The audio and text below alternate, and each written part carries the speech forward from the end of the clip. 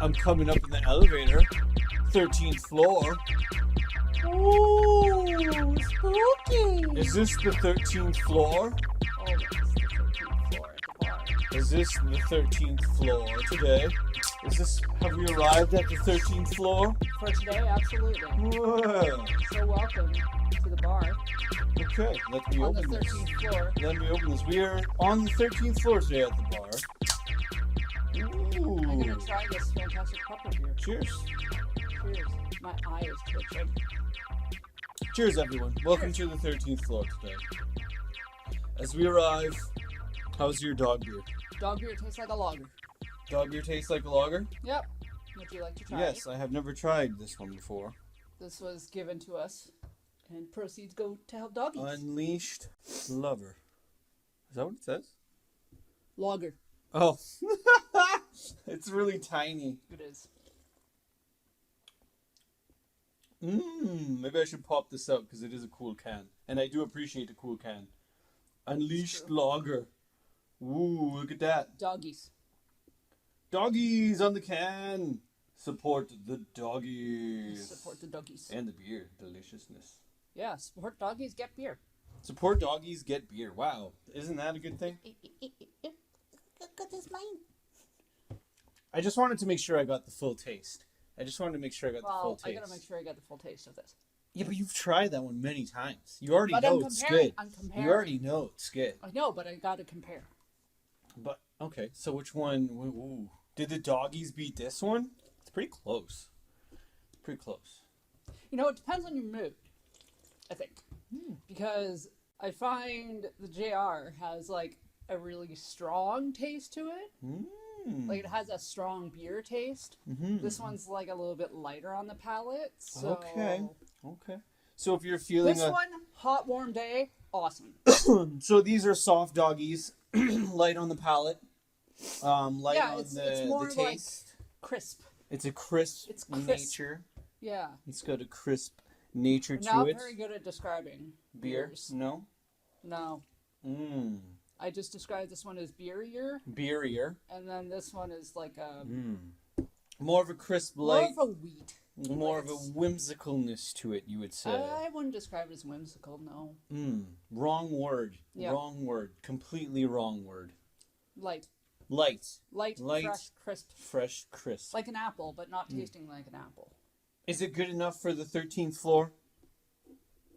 Is it spooky enough for the 13th floor? Well, I mean, this dog's face is kind of spooky. Look at him. It's kind of spooky. That is a spooky face. That dog has a spooky face. Now we're going to have to watch Cujo. Speaking of spooky encapsulate- dogs. Oh, spooky dog You movies. haven't seen Cujo yet. Oh boy. I'm on the fence. I don't think you've seen it. Unless you saw it when you were younger, but... I remember we talked a bit about that movie Cujo, and we tried to figure out if that was something that I had seen, and I think I concluded that it wasn't in my repertoire of things that I have seen yet. So I have to put it on the list of things to check out. But I don't think I've seen that one yet. No. It's a good one. It's got a spooky dog. It's one of those movies that changed people's childhoods. Yeah? You know how, like, people say that about It and Pennywise? Yes, true. Cujo is like the dog version of that. Ooh, Cujo caused people to be afraid of dogs. Ooh, a little bit of fear in dogs Now, he's coming not a from the golden movie. retriever. If he was a golden retriever, then I might say it influenced me. But Oh, that's why your spookiness involved and your weirdness with golden retrievers it's not a golden retriever. doesn't come around from that movie. No. Because that's not what was in there. I believe it's actually a Saint Bernard, if I Is he? remember correctly. Yeah. Interesting. We've been horror movie binging. But it's probably We went on this kick. mostly my fault. We went on this kick of Or, doing. It's not a fault. Doing like a double movie thing, and We did. and like we've been trying to see if we can do when we throw on a movie, if it has a sequel, if we can do two in the same movie watching period time, and we just did that with one. We did it with a couple. Our most recent. Our most recent one was the Blair The Blair Witch Project. It still holds up, man. That movie, like, we watched it last night, and that movie still scares me. Let's chop up the Blair Witch Project, because I'm constantly trying to figure out why the Blair Witch Project was a good movie.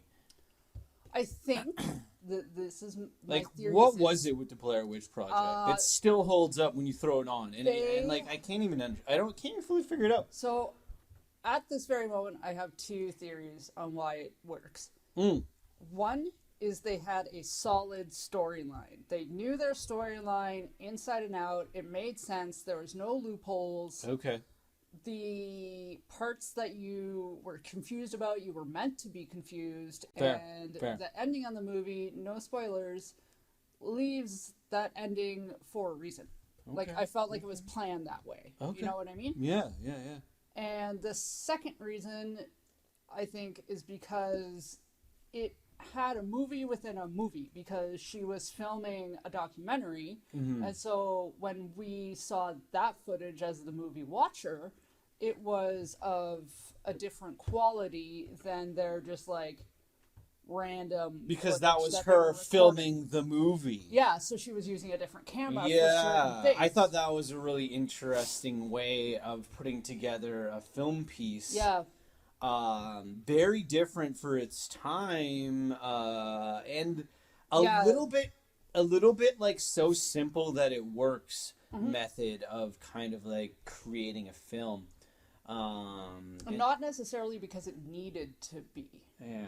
Which I think is the kind of trouble that filmmakers are into now when they're trying to make those found footage movies, is they almost use it as an excuse to do a shitty job.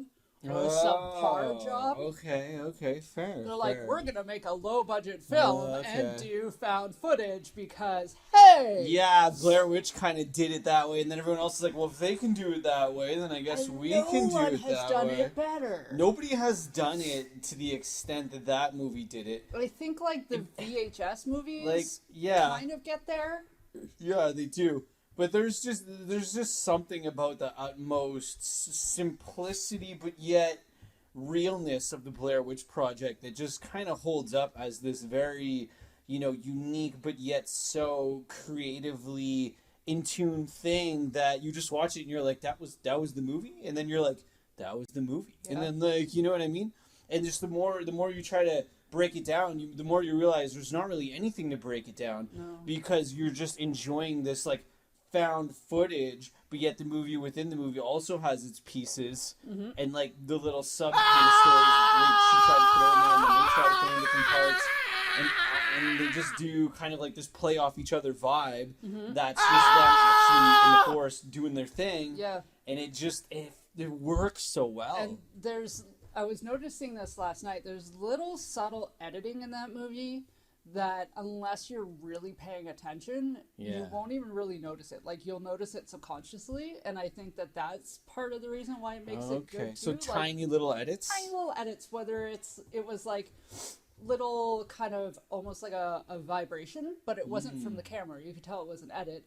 Or like those like scratchy things you'll see on film when it kind of gets busted up a little bit, or like a broken film kind of you'll see those energy like or white whatever scratches that will pop up every now and again, or like specks. Fair. Like older film. Yeah, for sure. Like kind of the film's burnt, or there's like missing kind of pixels in it that just kind of got chopped in just while filming, or like whatever. if your film kind of gets bent or whatever, like stuff like that would happen. So I was noticing that there were little edits like that. Yeah. Which made it feel again more real, right? And the actors were fantastic. They did such a good job. It's kind of one of those things where it doesn't feel like they're acting, and that's why it's like, but are they, or is it just found footage? This is a question. I think we know now. Oh, I mean, I don't know, though. This is what the movie leads you to feel. I mean, I don't know. It just could be just found footage. I mean, when that movie was released, because maybe they're not acting at all. Well, that was the thing, right? Like Are they acting? As an audience, you didn't actually know for a really long time. Like, the filmmakers didn't do, like, an interview where they said, like, this was, you know... A project that we did. A project. Mm-hmm. So, and I think, correct me if I'm wrong, mm-hmm. but I think the Blair Witch is actually a thing. Mm-hmm. Like, I think the story of the Blair Witch exists. The legend of the Blair Witch. I think so. Trying to get too much information on stuff like that, really, like, sometimes I'm just like, I don't even want to know, so I just kind of, like, pump the brakes on too many stories, because I'm just kind of like... I like stuff like that. I find it intriguing. What else was I gonna say? I had, like, a thought within the thought. Use your brain. No! Oh, no, the eye. I'll go get it. I'm gonna go get it. Everything today that I do fucks up. She's having a day today. Yeah. Everything. It fucks up. See? He puts it on there 2 seconds. You know how long it took me to balance that fucking eyeball? How long? I don't know, but a long time. You set it up for me, so that's why. You set it up perfectly, so that when I just came, I could just drop it on, and it balanced smoothly, even though that took you 20 minutes to set up or something, just to get it exactly right. And then as soon as I lifted off, of course it fell and became a thing, because it's part of your day, and things are just kind of going away, and... Part of my day. Your day isn't the most smooth flowing maybe today. No, not today. Just a little bit of a weird one. Yeah. So did you remember the afterthought about the Blair Witch that you thought? What part of the movie was the part where you were scared the most for them? Like, you kind of knew that, like... The map. Something was going on. No, not even the map. I think it happened before that. Because I kind of agreed with him. Oh, I don't know how much... What? Spoiler alert? Oh, this is like a 20-something-year-old... Yeah, if you This is haven't seen 99. Okay, this is 99. This movie is a while ago. The part where... I think, well, and if you haven't seen it, watch it and then come back to this or whatever. Exactly. Spoiler alert, whatever you want to say. Pause it, bye. Yeah, go watch Blair Witch Project. The part where they realized they were missing the map. Okay. That was an uncomfortable point, but Fair. There was something that happened before that, where he first started getting mad at her because they were wandering around. Oh. And she said she knew where she was going on the map, because he was putting faith in her that she knew where she was going. Saying that she did. Yeah, she's like, I know where I'm going. Yeah, I know how to read the map. And then he openly admitted, this map doesn't do anything for me. I can't read this map at all. Yeah. Then she kept saying, oh, I got it. I know where I'm going. Yeah. And then they just went in circles. Yeah, they went in a circle. But the thing with that movie is you don't know if she actually did know where she was going, and it was the Blair Witch that was fucking them up. Fair. And changing the forest, because that is a thing with forest lore, that ghosts and spirits and demons and stuff can do that. Oh, it kind of fucks with they fuck with your head, right? Yeah, while you're walking around in the forest. And I got itchy back. It's okay. I think this was in the second one. Yeah, remember... Or maybe it wasn't the second one, where they went to the site there, and there was the old bricks from the building, and there was the big ass tree in the middle. Okay. And then in the other part of their footage, the big ass tree was gone. Yes. So that was the second one. That was the second one, but the second one kind of adds to the first one there, and saying okay, she might have been fucking with them. And I also found that it seemed like she was setting them up at one point.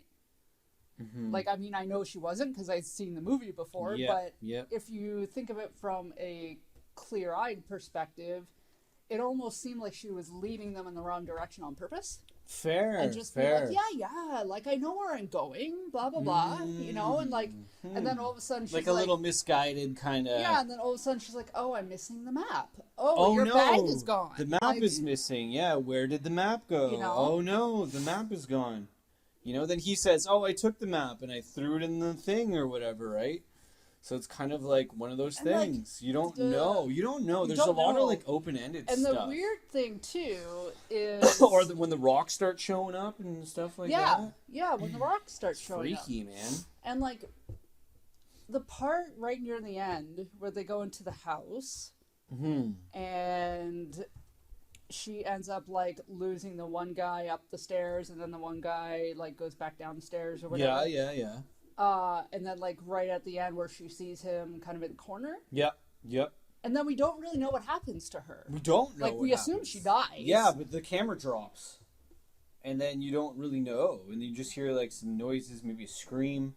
I think maybe in the second one they say that she dies, but yeah. But there's still that mockumentary thing. Yes. That I would.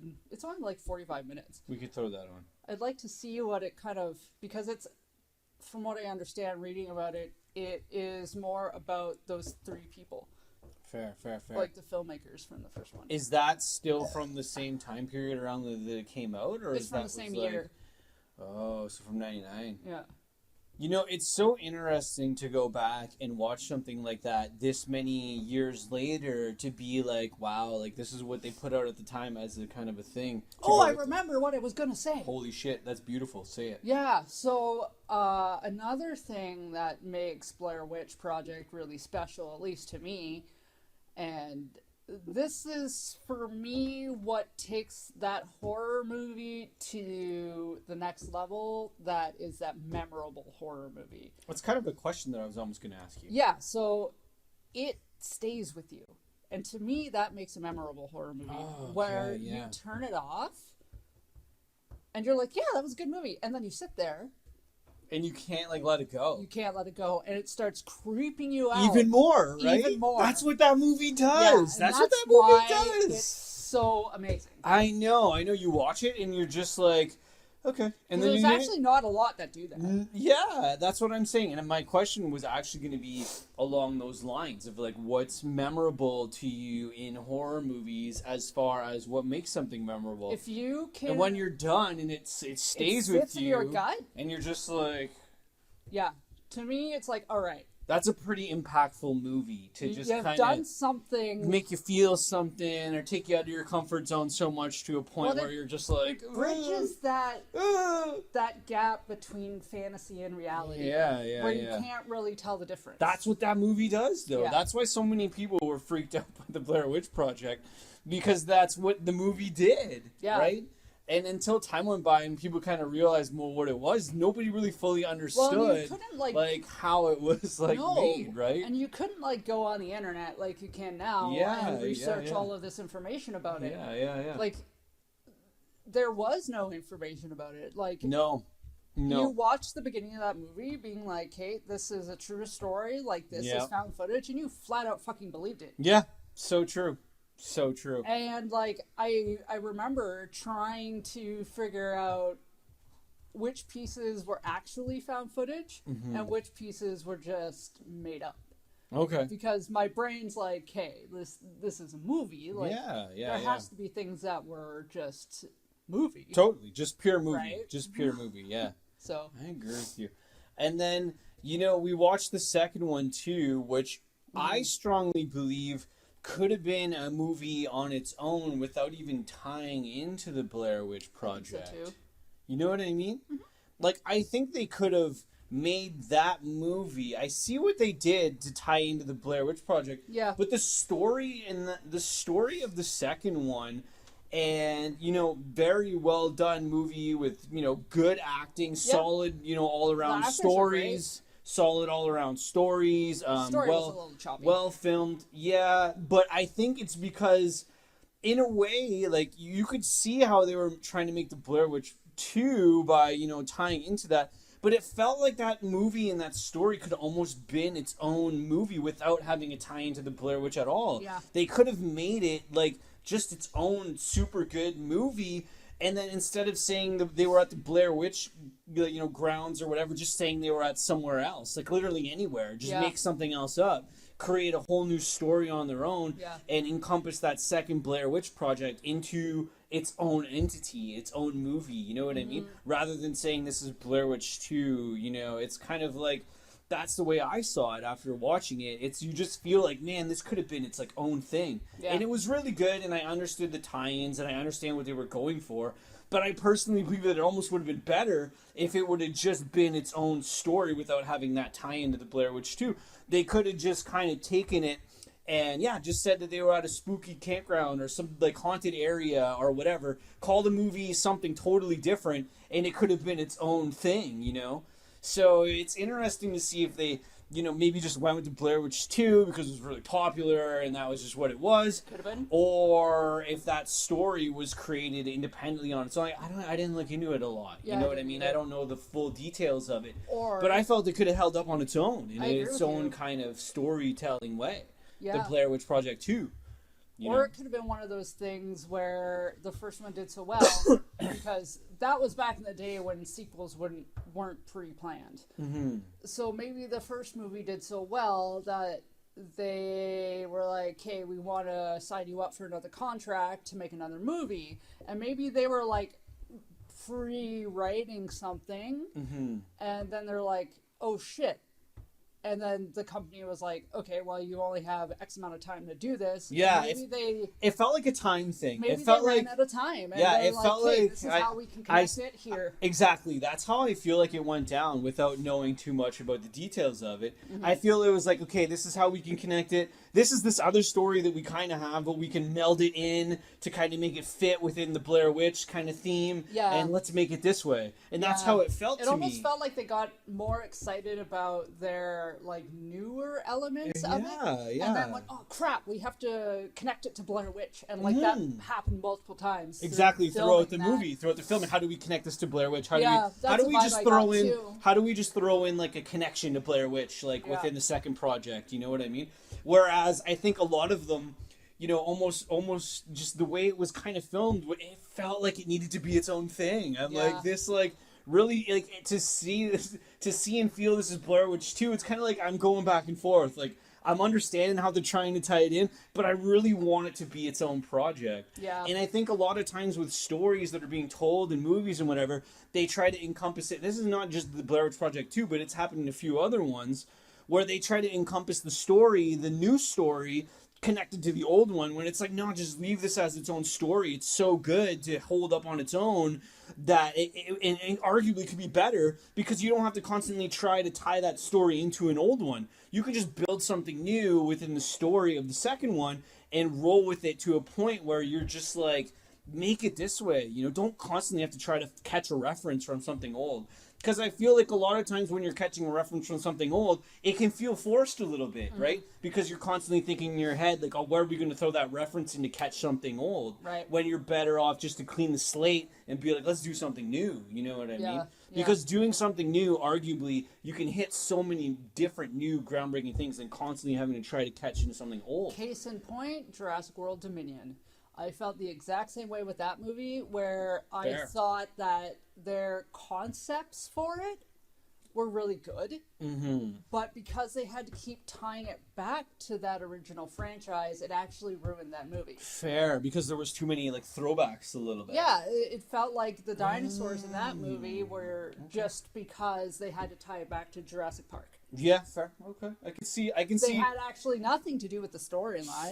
Fair. Of that movie. But just a couple too much extra like tie-ins there for your liking, it didn't make sense. Personal taste. Like, you could have taken the dinosaurs completely out of that movie. Fair. If you think about it. Fair. And that movie would have been the exact same thing, just without dinosaurs.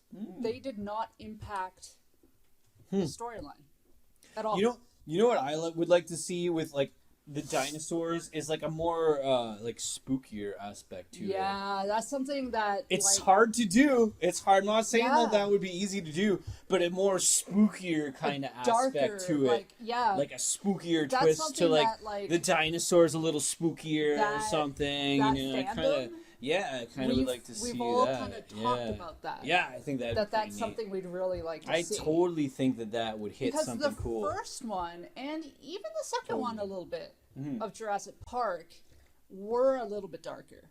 Fair, yeah, true. And the books are are way darker than the movies. Yeah, true, Like, fair.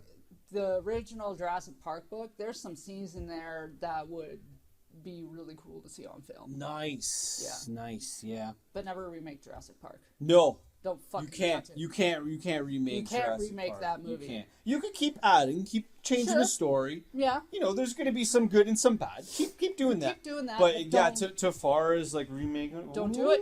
Don't do it. It's too iconic. You can't. You'll make it shitty. Don't do it. Oof. Don't do it. Mm. Yep. Almost like Dinosaur Hotel. That was the name of the movie, right? Yeah, Dinosaur Hotel. Dinosaur Hotel. Movie's funny. Yeah, what up, It's Dinosaur cute. Hotel? It's cute. It's like, it's a cool movie that Dinosaur Hotel is kind of like, you want to talk about like a little bit of a like spookier twist, but yeah, like, because she like... it's a unique movie, that one. Dinosaur Hotel is an interesting one to be a little bit Yeah. spookier, you know? She like It's kind of got its like, it's got its quirks. It was a cool watch. It was a cool, it was a cool enjoyed film. that movie. I enjoyed the movie too. That was a good one. She like wins that trip or... She wins the trip to the hotel, show. to the game show, the Dinosaur Hotel game show. Yeah. Where like they have to For sure. survive the night. The or night, whatever. yeah. And then But they don't tell them why. Yeah, Like, exactly. It was there's, a like, cool. this- It was a cool idea. It was really cool. Yeah, and I think that movie. They just didn't have a multi-million-dollar budget. So No, it's not but like they see, could make... that's kind of the thing. I think like I really enjoy people's creativity within the limits of their own, you know, knowledge and ability. I think You get abilities. better I think creativity that abilities. I think abilities is your own word.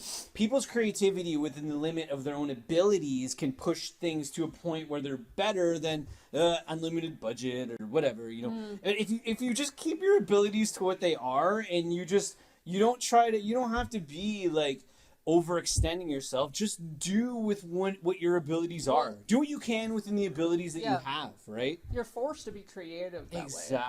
Exactly. Nice.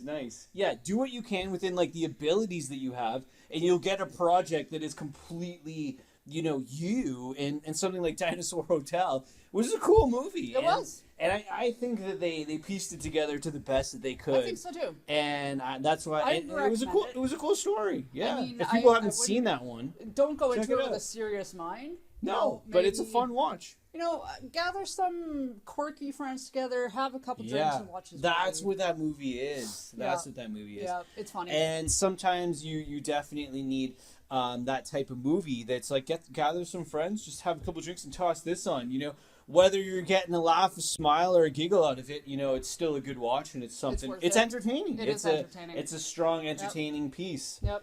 And when I'm watching movies, I know that I watch movies to be entertained. You know what I mean? And whether it's super great or it's kind of like as long as it's throwing some entertainment, that's what to me a movie is. It's an entertaining thing you put on, you just watch. It's fun, you know, and you're watching a movie and it's just purely entertainment. And how you get there is mostly the story and how the creative team or people behind the project do it.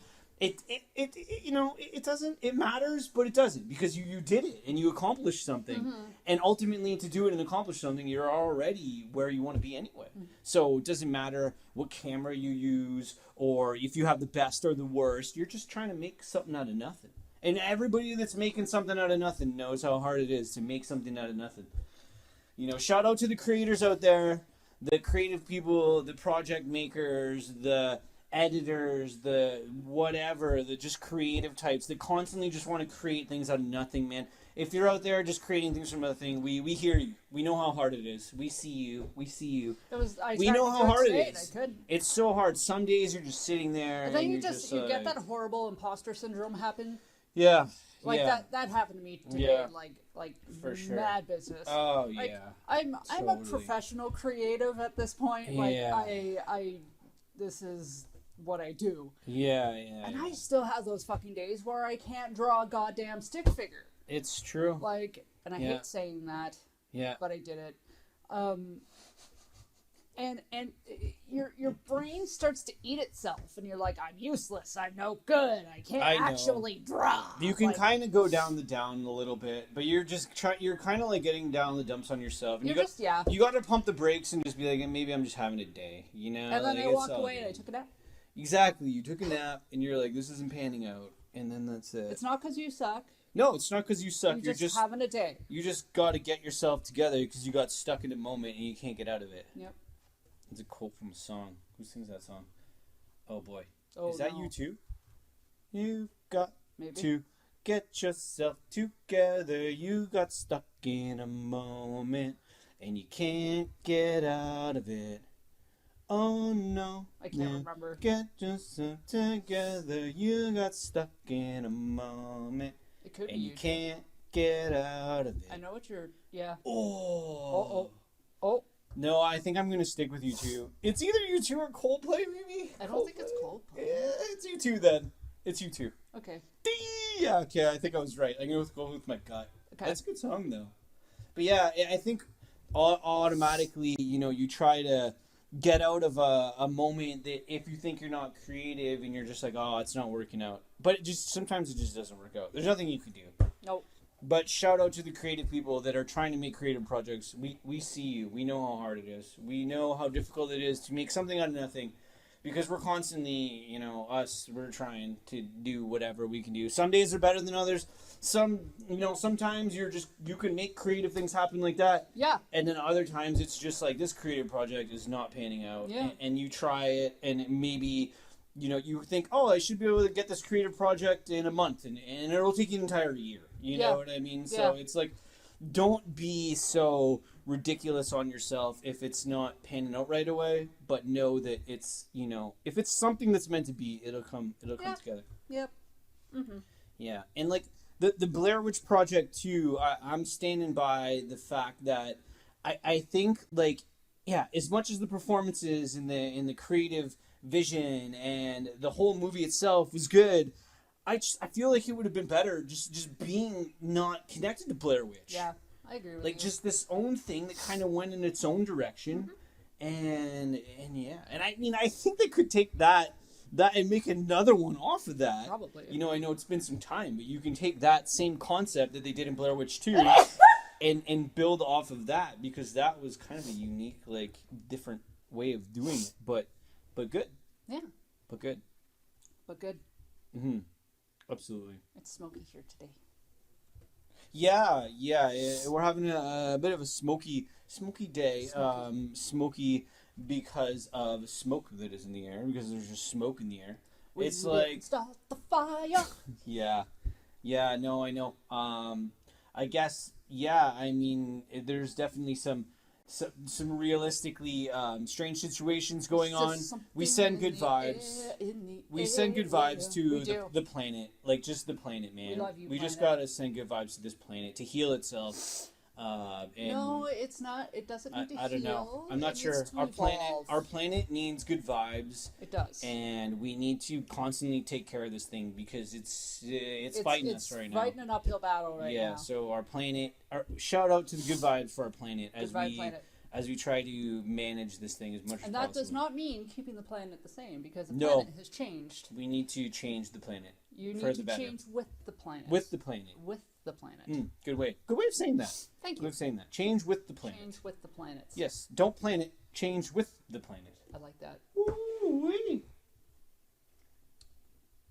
Don't plan it. Change with the planet. Wow, that kind of makes sense. How does that? That makes a lot of sense, actually. Don't plan it. Change with the planet. It's just like when you make a plan, and your plan is realistically only the start of snowballed things that happen, and you don't really know what's going to happen or not. Like, I recently went to a bachelor party. Shout out to bachelor parties. Pew, pew, pew. I'm not shouting. A little boy's bachelor party, and it was a good time. But at the same time, we had a few things planned. I brought some poker. I bought a poker set. We didn't end up playing poker. We ended up playing other things. We did some airsoft. We knocked some cans. So, yeah, shout out to bachelor parties. Good time. Good time. There you go. But, yeah, like, we had a plan, and then we were just like, you guys want to do that? No. And then it started raining a bit, and we were like, So it's kind of like, and then we just kind of wing it. Mm. Who do you think is better at winging plans, guys or girls? Who's better? Who's better at winging plans? I think guys. Guys are better at winging plans than girls? So. Girls need more to stick to the plan? I think so. And guys are more like, screw the plan, we're throwing the plan in the garbage, we're just winging it? Yeah. Guys can take the plan and throw it in the garbage can, but girls are like, we need the plan, we need the plan, we need the plan. I think so. Ooh, okay. It's kind of like close though. It's close. It's close. It's close. I feel like guys are good at winging plans and changing plans on the fly, but girls can be good at it too. Mm-hmm. But I think there's more disappointment if the plan gets changed with girls than with guys. Or maybe not necessarily disappointment, but frustration. Oh, okay, because the plan's changing too much.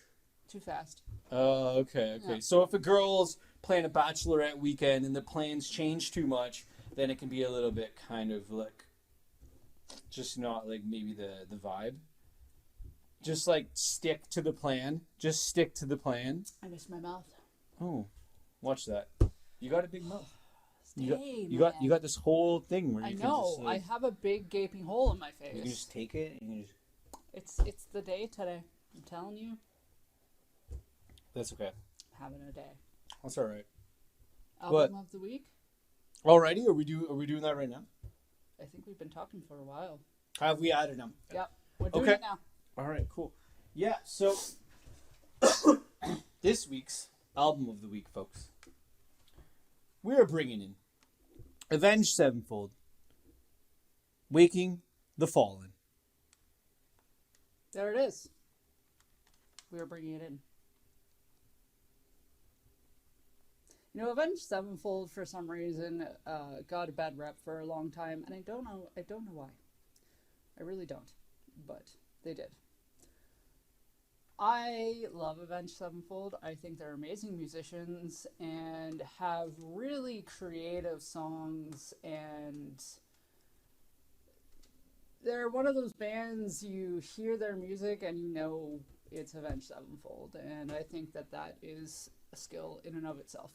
I agree with you. You want to talk about creativity and projects that are brought into existence by, the creative types and the makers of many albums. Avenged Sevenfold has done nothing but make some cool tunes for us to listen to. And Avenged Sevenfold, has, 7, 8, 9, 20, 1,000 albums. They have a lot of albums. They have a lot. But every time you throw it on, it's like they know their sound and they know how to get there, and it's a pretty cool thing to be able to do that. They know their sound, but they're able to broaden it. I don't know how else to say that. Like, for example, some of the songs on this particular album are fairly heavy. They're they're more along the screaming side of metal, I guess. Fair, yeah. Whereas then you could listen to some of their other songs from some of their later albums that sound like a Danny Elfman track. You know true, what I mean? True, so, yeah, that's a good point. But it still sounds like them. Yeah. It still has that element of Avenged Sevenfold that you hear, and I am curious to listen to their newer album because I think I attribute a lot of that to Jimmy's style of drumming. So I would like to hear a different drummer. Yeah, shout out to Jimmy. And thank you for your drumming. Well, yes, exactly. In this album, he was such a good drummer, and he could double kick. He could double kick. Like, some of the double kick patterns in this album are just, I just listen to them and I'm just like, what the hell did you do, man? Like, I don't think some of the double kicks and the way that he can just throw them in there on the songs, and just some of the fills, and like I double kicking is not something that I sit here and say that I'm good at, because you have to be good at double kicking. And to me, I'm a nice single kick kind of dude myself. When I'm kicking, I got a good one kick. I can keep a good rhythm, but the double kick, to get that double kick just in the right pocket, man, it takes a special style of drummer to be able to dial in a double kick. And if you're out there and you've tried double kick, maybe you are good at double kick, and hey, that's awesome. But you also understand how long it takes you to get good at double kicking shit. And this album is nuts. Yeah, like, and the thing with his double kicking too, nuts, in comparison to a lot of other drummers that use double kicks, is that he doesn't double kick through the whole song. most metal songs that have a double kick in them will be through the whole song because it's a difficult rhythm. So once you get that rhythm down, you don't want to stop because normally you got it in your head and you're just doing it. You're just going. Yeah. But he will sometimes, even within the same like phrase, will switch up the double kick. Totally, yeah. And like you say, those fills too. Sometimes he'll be doing those double kicks with these like crazy cymbal fills that you're like, do you have 8 arms? I know, and it's true. Legs? Yeah, that's literally how it sounds when I'm listening to the drumming on the album. And sing while doing that. Yeah, no, I know. It was just a unique style of playing that was such involved. A loss. And yeah, a bit of a tough one there. But they did just come out with a new one this year. Oh man. I don't think you told me what it was called. I think it could be Life is But a Dream. Oh wait, yep. You're right. Life is But a Dream. Life is But a Dream. You did tell me that. Yeah. Yeah, by Avenged Sevenfold. Life is But a Dream just came out in June 2023. They just put that out not that long ago. And I got I got 2 albums. I got to queue that one up because I haven't played that one yet, and that's cool though. I love, when creative people are making new things, and Avenged Sevenfold is by no means anything but awesome, and their albums are cool. Maybe tomorrow I'll have a better drawing day, and I'll put on some Avenged Sevenfold. Listen to some new Avenged Sevenfold. Put some new and Avenged Butcher Babies. Sevenfold on. I'll listen to their double album catch-up that you are playing here with some new ketchup. albums that just came out. Tastes good with fries. You're putting ketchup on albums, and it tastes good with fries. Oh. I would not recommend putting ketchup on albums because you're just going to get your album dirty and it's not going to pan out. Ketchup doesn't help. And yes, absolutely. But maybe eating french fries while listening to an album could be quite delicious. That could be enjoyable. So if you want to make yourself some home fries, maybe pick up a pack of fries from somewhere, put on some albums. Maybe get yourself 3 or 4 packs of fries. Dude, just go to a chip stand, get some Frenchies. Yeah, go to a chip stand or learn how to cut potatoes and make your own because Sometimes you want the chip stand French fries. There you go. You just gotta get that extra deep fry. With the little forks. Just give me the mini fork. The cardboard just containers that you can see the grease leaking through it. And there's so much salt on those fries that it makes your lip pucker like a cat's butthole. And you get the tiniest little 2-pronged fork. Oh, nice. And you have to eat those fries with that 2-pronged fork. Nice. I think I'm going to throw in this French fry story because it's a pretty good one. All right, can we call this one French fried? This is French fried. Yeah, for sure. Well, I mean, I just want to I feel like want to wrap up the Avenged Sevenfold and knock the brain over. But yeah, I mean, yeah, the brain's like, all right, I'm tired, guys. Wrap it up. So I'll wrap it up with the French fry story. I'm excited. But yeah, they just put out a new album and nothing but awesome tunes. Fries. Yes, listen to it with French fries. And you might not want to eat French fries after this story because this story might also ruin your appetite. Do I know this story? I don't know if I told you this story or not. Okay. This is a pretty interesting story. So me and my pops were at amusement park, and I was young, so we were at the amusement park, and we were. I do know this story. You do know this story? I do know this story. So we were going to get some fries at the amusement park. So we went and we got some fries, and there were many places to sit outside, and we were at the amusement park, and we're like, well, let's grab. It was a nice day. Let's grab this table. And then we were wondering, we're like, well, like all of these tables kind of have umbrellas and we're wondering what's going on. And we're like, well, you don't really need that many umbrellas, and it was a nice day. So we decided to pick a table without an umbrella, which there were less of. But there were a lot of seagulls around in the area.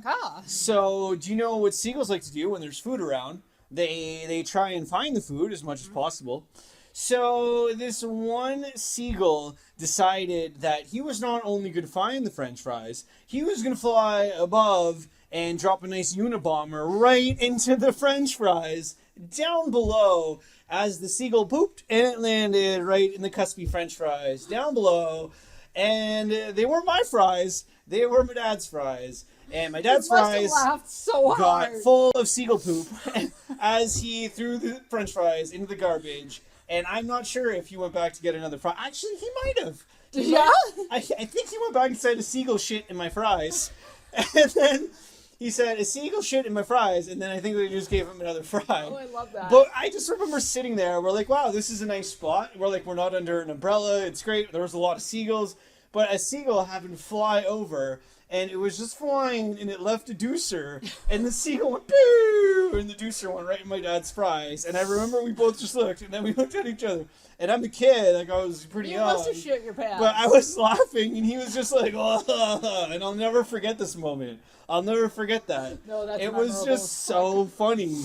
The seagull deuced right into his fries, and he just stood there, and I think he was about to grab one, and then all he heard was... And then we just looked and we were like, oh. Never seen that happen before. Oh, yeah. No, it was one of those things that you had to, if it happened to you, it happened to you. Oh. And yeah, I mean, the seal just hit that french fry with a bullseye accuracy right in the middle of it. Did it on purpose. Yeah, probably totally did. He's like, I got him. And there was just this giant steaming seagull right in the middle of the french fry. And I'm like, oh, you got seagulled, bro. Oh, that's funny. And I think he did go back and get another french fry. Funny. But there was a nice chunker in there. So now you might not want to eat french fries. Ooh. If someone came to me Ooh. when I used to work at the canteen and said, a seagull shot in my french fries, can you give me a new one? I would have died. And I would have said, yes, I can, and I'll actually give you a bigger one. Nice. That sucks. Yeah. That sucks. I will put some extra fries Your in your french pie. fries got shit on by a seagull. That's and that shitty. sucks, bro. So I will make your life better and give you more fries. Here's a new french fry, right? But if you're out there and your seagull's shitting in your food, oh man. But he got a large clumper right in there. So now I don't think anybody wants a french fry Doesn't anymore taste for like a little mayonnaise. while. It was not mayonnaise. Do not eat those. Oh. But yeah, it's kind of one of those things where, do you go back for that french fry, or is your stomach so upside down that you're just like, no, I I'd go eat? back for the french fry. I'd go back for a new french fry too. Absolutely. I think I'd have to go back for a new french fry. But yeah, that's a true story. It happened, and a seagull hit a bullseye on some french fries. Wow. Yeah. All right. Well, I mean, I guess we could finish it on that story. That's a pretty unique one. I like it. And you said you were at a canteen, but you never had that experience happen to you. Nobody ever came to you and said, a seagull pooped in my french fries. No. Huh. Actually, the only time I ever had to remake someone's fries was when this fucking beach bitch complained that the last 5 fries in her poutine were soggy. As she ate 99% of it. I'm like, bitch, you ate the whole poutine. And the last ones are soggy because the gravy's at the bottom. Curds and gravy. The gravy's at the bottom, bro. It's gonna be soggy. It's gonna be soggy. Me being the little shit that I am, I looked at her and I said, of course they're gonna be soggy. Mm-hmm. I was like, but if you are in so much distress, I will make you 5 new french fries. And she said, okay. And I legit put 5 french fries into the fryer. Nice. And you made her 5 nice, crispy, golden nugs. And I put a couple of little cheese curds on there and a sprinkle of gravy. And I said, here. Nice. There you go. So you made it right, but you didn't go over the top. Absolutely. Interesting. Yep. I like that. That's a good way to do it. Yep.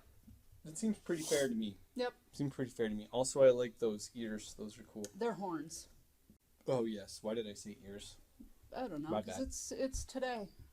My bad. Those are nice horns. Thank you. Was this episode spooky enough? I think we tried to be spooky. But I think we did all right. Maybe if we make some noises. Bye, everybody.